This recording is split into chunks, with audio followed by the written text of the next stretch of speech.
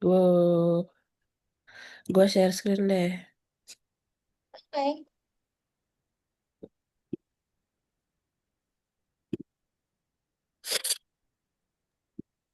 Bentar ya.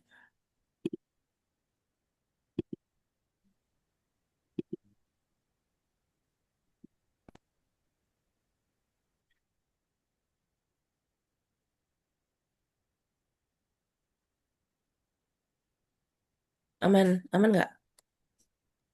Aman kelihatan. Oke. 15 menit ya presentasinya. Iya, jadi kita ngebut aja kali ya. Oke.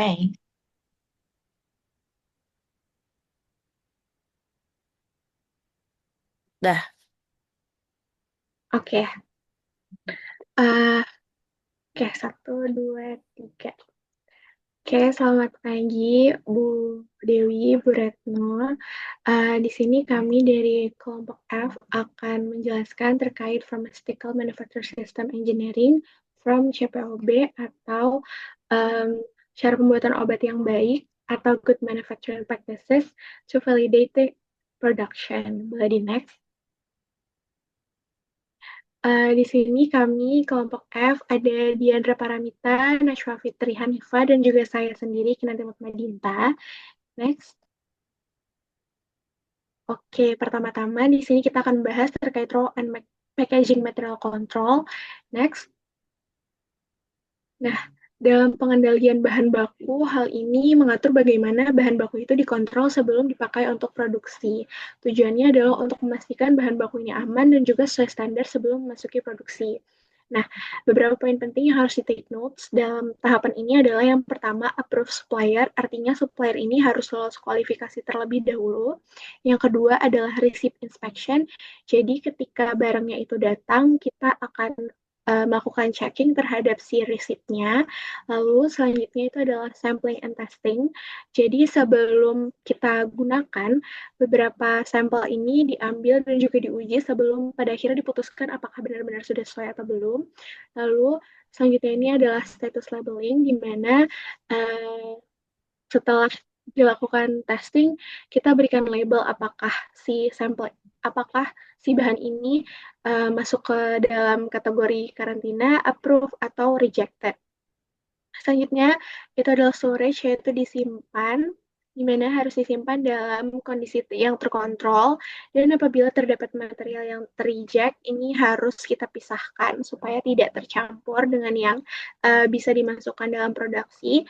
Dan yang terakhir itu adalah documentation, yaitu kita catat dalam inventory dan juga batch record. Next. Selanjutnya ini adalah packaging material control, di mana kita mengendalikan bahan kemasannya, bertujuan untuk mencegah kesalahan pada kemasan seperti salah label, salah kode, dan lain sebagainya macamnya yang dapat berbahaya. Kontrol pentingnya itu yang pertama pastinya qualified supplier seperti sebelumnya, di mana supplier ini juga harus melalui um, kualifikasi terlebih dahulu. Selanjutnya itu visual inspection. Jadi begitu si materialnya ini packagingnya sudah datang, kita lihat dulu apakah sudah sesuai atau belum. Selanjutnya kita berikan clear label untuk mencegah tertukar. Selanjutnya itu ada control storage, di mana kita juga menempatkan pada area yang terkontrol dan juga aman. Dan apabila ada material yang obsolete atau kadaluarsa, hal ini harus dimusnahkan.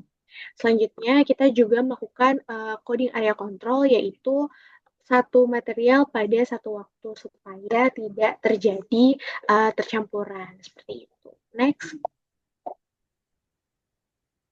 Selanjutnya adalah contamination prevention, yakni pencegahan kontaminasi, di mana kita fokus untuk mencegah produk tercemar selama penyimpanan atau proses. Nah, tujuannya agar mencegah lingkungan tetap bersih dan juga terkendali. Contoh resiko dan juga kontrolnya ada 6, yakni yang pertama ini adalah share room, atau dipisahkan areanya. Jadi kita harus memisahkan area dari material-material yang berbeda supaya tidak terjadi kontaminasi. Selanjutnya ada air circulation. Kita dapat melakukan kontrol HVAC di mana itu adalah heating, ventilation, dan juga air conditioning untuk menjaga kelembapan dan juga yang lain-lainnya tetap terjaga. Selanjutnya adalah equipment residu. Kita melakukan validasi pembersihan, jadi setiap melakukan sesuatu kita bersihkan. Terus selanjutnya adalah personel, yakni SOP dan juga grooming. Kita menggunakan APD dalam menghandling setiap proses produksi agar tidak terjadi kontaminasi. Selanjutnya ada air transfer, kita juga bisa menggunakan airlock system untuk mencegah si kontaminasi ini dari udara. Lanjut yang terakhir adalah monitoring. Kita lakukan periodic view, yakni untuk mereview situasi tersebut secara berkala dan juga kita catat di logbook. Next. Oke, selanjutnya ada preparation dari obat. Next. Oke, yang pertama dari solid form sendiri itu ada contohnya ada tablet, kapsul, dan juga powder. Yang pertama kita lakukan proses preformulation, di mana tujuannya adalah kita mempelajari sifat dari bahan aktif atau API, Active Pharmaceutical Ingredients. Kita melakukan di sini analisis sifat fisik dan kimia seperti kelarutan, stabilitas, ukuran partikel, dan lain sebagainya macamnya. Hasilnya kita bisa mendapatkan desain formulasi yang stabil. Selanjutnya, milling, yaitu kita mengecilkan ukuran daripada partikel, kita melakukan penggilingan sampai ukuran mikro atau nano, dengan hasilnya adalah aliran dan juga pencampuran menjadi lebih baik. Next, itu mixing, yakni belum. Untuk mixing itu uniform distribution, jadi kita membuat campurannya itu menjadi lebih merata. Kita melakukan blending antara si active pharmaceutical ingredients tadi dengan juga campuran-campurannya atau excipient. Outputnya ini adalah homogeneous powder seperti itu supaya setiap tablet atau kapsul mengandung dosis yang sama. Selanjutnya adalah granulasi, kita perbaiki daya tekan dan juga aliran serbuknya di sini. Jadi ketika dry itu kita tanpa pelarut dan juga ketika wet granulation kita tambahkan cairan pengikat. Hasilnya terbentuk granul dan granulnya ini bisa lebih mudah untuk dicetak menjadi tablet. Selanjutnya adalah compression atau proses pencetakan itu sendiri. Kita melakukan proses direct compression atau langsung penekanan atau setelah proses granulasi. Hasilnya adalah tablet jadi di sini. Selanjutnya kita packaging dalam bentuk strip atau blister atau juga botol.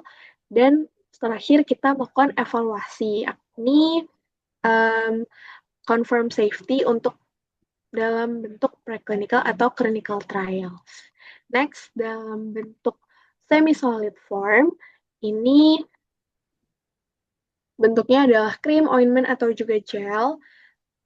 Kurang lebih sama, cuma bedanya ada di base selection, di mana di base selection ini kita pilih dasar krim atau salep yang tepat. Nah, basisnya ini harus tidak beracun, harus stabil, dan juga tidak menyebabkan iritasi.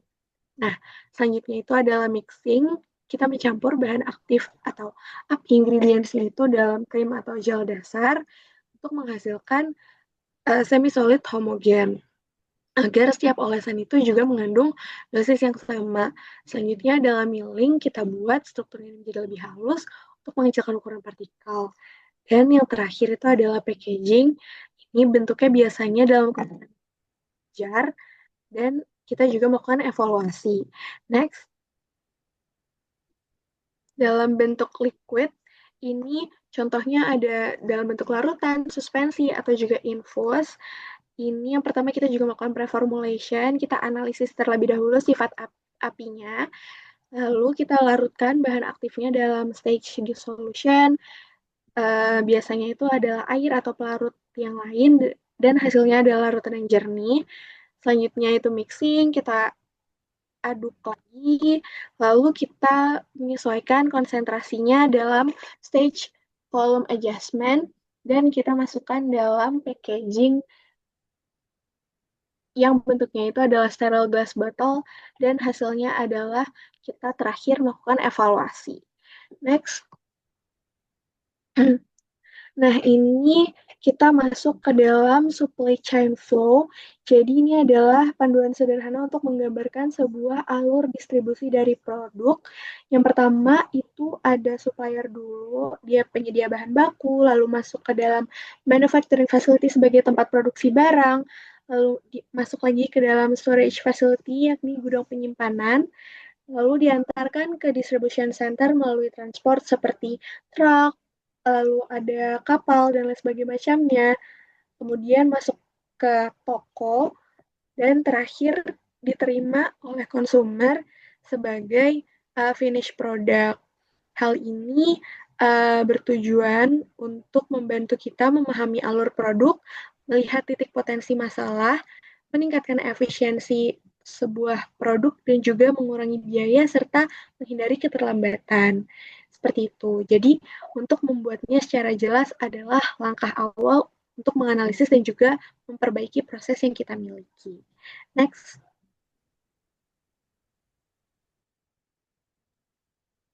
Next, untuk herbal supply chain, boleh di next. Nah, kenapa sih herbal supply chain itu berbeda dari bahan lain? Itu karena ada beberapa faktor. Yang pertama dari variability, di mana kandungan senyawa aktif itu dipengaruhi oleh genetik, iklim, tanah, dan musim. Selanjutnya ada variasi biologis yang menyebabkan perbedaan potensi antar batch, serta standarisasi yang lebih sulit dibandingkan obat sintetis. Faktor yang kedua itu adalah traceability, di mana eh, adanya resiko adulterisasi atau pencampuran dan pemalsuan dari spesies. Terus adanya perlu autentifikasi botani dan sistem pelacakan penting untuk keamanan dan keaslian bahan. Untuk faktor yang ketiga yaitu sustainability, karena wild harvesting itu beresiko untuk menyebabkan overexploitation dan praktik budaya yang berkelanjutan itu sangat penting untuk jangka panjang. Selanjutnya ada faktor regulasi di mana eh, ini tuh harus bisa masuk ke kategori obat tradisional, suplemen, atau pangan, dan harus memenuhi standar mutu serta keamanan. Ready next. Selanjutnya adalah stage by stage untuk supply chain expansion. Yang pertama ada stage raw material searching, di mana untuk wall harvesting itu memiliki variabilitas yang tinggi dan cultivate farming itu kontrol kualitasnya harus baik. Dan faktor untuk penentu kualitas raw material ini ada spesies, terus kondisi tanah dan nutrisi, paparan pestisida, dan praktik dari pertanian. Serta untuk manajemen suppliernya itu meliputi supplier qualification, uji cemaran, dan quality agreement. Next. Untuk stage yang kedua itu adalah harvesting, di mana waktu panen itu sangat mempengaruhi kadar aktif, dan untuk metode panennya itu ada dua, yaitu manual, di mana selektivitas dan kualitas itu lebih terkontrol, dan untuk metode mekanis itu efisien, resiko kerusakan itu bisa lebih tinggi. Dan untuk resiko harvesting ini adanya kontaminasi mikroba sama degradasi senyawa akibat paparan panas dan cahaya. Next. Selanjutnya untuk tahapan post harvesting, kita harus melakukan cleaning and sorting untuk menghilangkan kotoran dan bagian yang rusak serta mengurangi kontaminasi awal.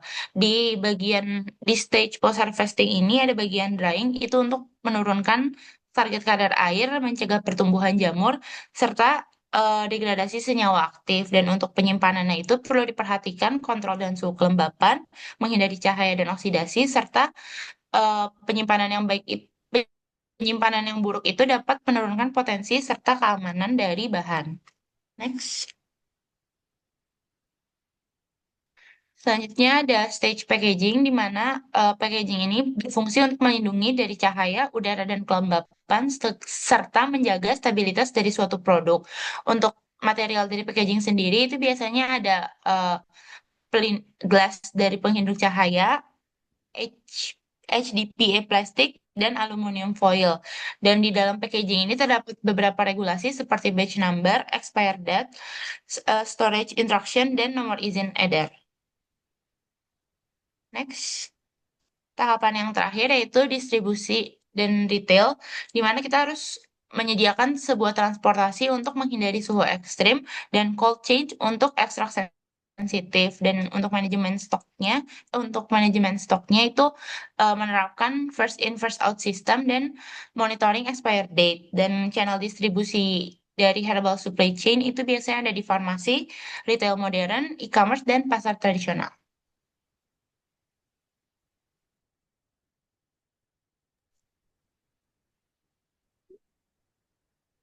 Oke, baik. Jadi sekarang kita akan correlating toxicity and pharmacodynamics to engineering. Jadi proses ini dimulai dari target validation di mana kita memastikan target biologis penyakit tersebut benar melalui studi genetik. Setelah target ditentukan, kita masuk ke compound screening menggunakan metode high throughput screening untuk menemukan senyawa yang aktif. Senyawa ini kemudian diuji dalam suatu secondary assays untuk memahami mekanisme kerja dan selektivitasnya. Tahapan krusial berikutnya adalah in vivo analysis, di mana pengujian dilakukan pada model hewan untuk melihat efektivitas dan keamanan awal. Jika semua tahap ini berhasil, kita akan memiliki preclinical data package yang solid, dan senyawa tersebut resmi menjadi drug candidate yang siap masuk ke uji klinis pada manusia. Clinical untuk clinical phases as progressive system validation, transisi dari laboratorium ke pasar sering disebut juga sebagai lembah kematian atau valley of death karena risiko kegagalan yang tinggi dan membuat modal yang besar. Jadi kita membagi fase klinis sebagai bentuk validasi sistem yang progresif. Fase pertama adalah kita fokus pada penentuan batas aman penggunaan. Fase kedua memastikan fungsi obat bekerja dengan baik pada pasien. Fase 3, validasi sistem skala penuh untuk membuktikan obat benar-benar poten secara statistik. Fase 4, post-market surveillance untuk memantau keamanan jangka panjang di masyarakat luas. Untuk general preclinical animal hierarchy, jadi kita dalam uji praklinis kita mengikuti hierarki model hewan yang ketat. Kita mulai dari mamalia kecil seperti mencit untuk studi awal karena efisiensinya. Kemudian naik ke mamalia tengah seperti kelinci untuk uji biokompatibilitas. Untuk studi farmakokinetik yang lebih definitif, kita menggunakan hewan besar seperti anjing atau babi. Di puncak hierarki terdapat non-human primates atau NHP yang digunakan hanya untuk validasi akhir, terutama dalam studi imunologi dan neurologi dan yang membutuhkan kemiripan biologis tertinggi dengan manusia. Selanjutnya tentang drug validation procedure, yaitu transisi pemisahan setelah kita memahami proses pengembangannya, pertanyaannya adalah bagaimana kita memastikan bahwa setiap obat yang diproduksi nantinya akan memiliki kualitas yang sama persis. Nah, makanya pentingnya prosedur validasi obat yang akan kita bahas di sini. Kalau untuk validation principle, validasi ini bukan sekadar formalitas, melainkan berdasarkan parameter ilmiah yang ketat seperti CPP, Critical Process Parameter, dan CQI atau Critical Quality Attributes. Jenis pertama ini adalah prospective validation. Ini biasanya dilakukan sebelum produk diedarkan secara komersial. Biasanya dilakukan pada 3 batch berurutan untuk membuktikan bahwa proses kita stabil. Ini wajib dilakukan untuk produk baru, fasilitas baru, atau jika ada perubahan proses yang signifikan. Lalu selanjutnya ada concurrent validation. Di sini dilakukan selama produksi rutin berlangsung. Di sini kita memantau parameter secara real time.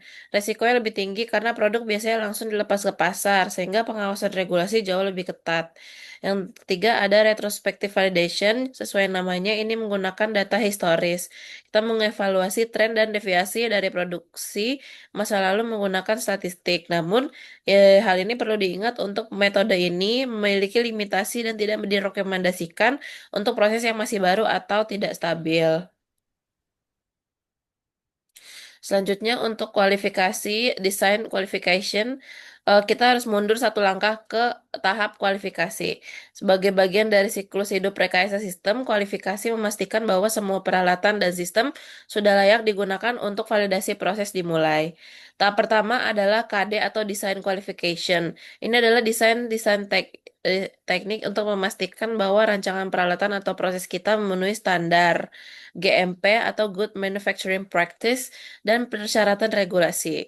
Di tahap ini kita meninjau kompatibilitas material, mengevaluasi resiko kontaminasi silang, serta memastikan utilitas pendukung seperti HVAC dan sistem air yang sudah memadai. Yang pertama ada installation,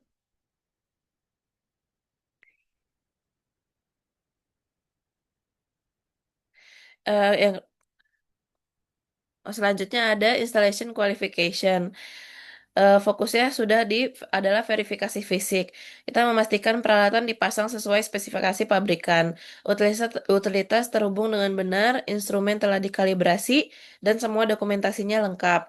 Untuk KO atau Operational Qualification, di sini kita melakukan pengujian fungsional. Kita menantang sistem untuk bekerja pada batas operasional minimum dan maksimum. Kita menguji sistem alarm dengan memverifikasi kontrol otomatisnya. Contohnya, kita menguji toleransi tekanan, variasi RPM, dan validasi rentang suhu untuk memastikan peralatan bekerja dengan benar dalam parameter yang ditentukan. Tahap terakhir dari kualifikasi adalah KK atau Performance Qualification. Berbeda dengan tahap sebelumnya, KK dilakukan dalam kondisi produksi rutin menggunakan material dan operator yang sebenarnya. Tujuan utama adalah membuktikan reproduksibilitas atau konsistensi kinerja manufaktur jangka panjang.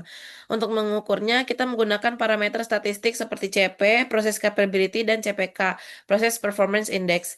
Jika tahap KK ini berhasil, kita memiliki bukti kuat bahwa sistem kita tidak hanya berfungsi, tapi juga bekerja dengan baik secara konsisten. Baik, terima kasih atas perhatiannya semua. Mohon maaf jika ada kesalahan perkataan dan perbuatan. Kami dari kelompok F mengucapkan terima kasih.